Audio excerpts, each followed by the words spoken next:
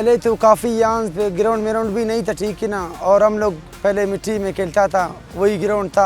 आजकल माशाल्लाह ये फुटसाल बनाया है, बहुत बेहतरीन है, और यहाँ पर नाइट्स मैचेस भी खेला जाएगा ना।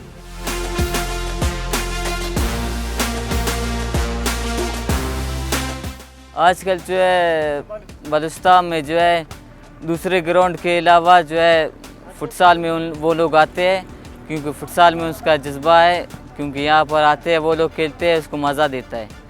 तो यहाँ इस ग्राउंड से जो है हम लोग का एक भाई भी है मोहम्मद अरफात, वो जो है पाकिस्तान नेशनल टीम में माशाल्लाह सेलेक्ट भी हो चुका है इस फुटसाल का जो है नेशनल में।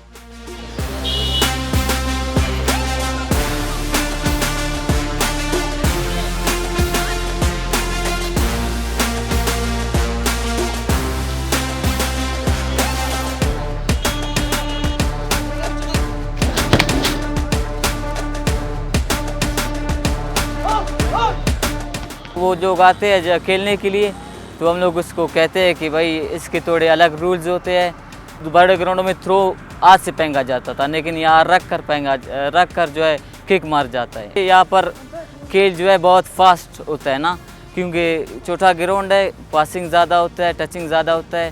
तो जितना भी टचिंग पासिंग करते हैं उतना ही बच्चों को जो है शौक़ होता है, और बहुत अच्छे खेलते हैं माशाल्लाह।